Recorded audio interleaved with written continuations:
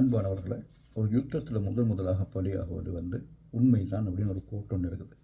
அப்போ இப்படியான ஒரு விஷயம் இருக்கிறது. காரணம் என்னென்னா, இப்போல்லாம் ஒரு யுத்தம் நடக்குதோ அப்பொழுது ஒவ்வொரு தளத்துக்கு ஆதரவானவர்கள் அவர்களுக்கு சார்பான ஆதரவான கருத்துக்களையும், எதிரானவர்களுக்கு எதிரான கருத்துக்களையும் அவங்க பரப்பிக்கிட்டே இருப்பாங்க.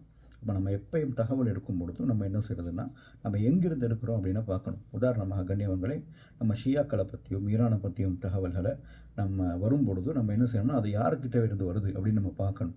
அது அரபு நாட்டிடமிருந்து அல்லது அரபு நாட்டுடைய அறிஞர்களிடம் இருந்ததுன்னா அவன் எப்பயுமே என்ன செய்வான், ஷியாக்களை பற்றியும் ஈரானை பற்றியும், அதாவது இருக்கக்கூடிய பிரச்சனையை விட அதிகமான பிரச்சனைகளையும் குற்றங்களையும் சொல்லிக்கிட்டே இருப்பான். ஏன்னா அவன் எதிரி.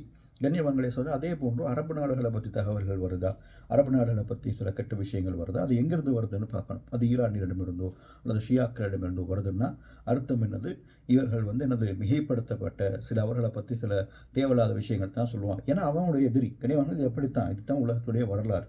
அப்போ நம்ம என்ன செய்யுது, நம்ம தகவல் எடுக்கும் பொழுது நம்ம இந்த ரெண்டிலிருந்தும் எடுத்து நம்ம அதிலிருந்து சரியானதை நம்ம பிரிச்சறிகிறது. அல்லாஹ் சுப்ஹானஹு வ தஆலா நமக்கு ஒரு புத்தியை தந்திருக்கிறான். அப்போ நம்ம பயஸ் இல்லாமல் என்னது நம்ம பிரிச்சறிகிறது. அதே நேரத்தில் கண்ணியவான்களே, இன்னொரு இடம் இருக்குது. அதான் இந்த ரெண்டு கூட்டமும் இல்லாத நடுவில் ஒரு கூட்டம் இருக்கிறான். கண்ணியவான்களை ஷியாக்கள் நம்மளை காஃபிருங்கிறாங்க, இன்னொரு கூட்டம் நம்மளை விதத்துவாசி நரகவாசின்றான். அப்படி ஒரு கூட்டம், ஒரு பெரிய கூட்டம் இருக்குது. முஸ்லீம்கள் அதிகமானவர்கள் இப்படிப்பட்டவர்கள் தான்.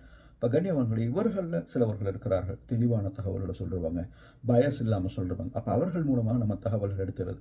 அப்படி இல்லைன்னா நமக்கு என்ன நடக்கும்னா, கண்ணியவான்களை இன்னும் நம்ம ஏதோ ஒரு ரசிகர் மன்றத்தில் நம்ம சேர்ந்துருவோம்.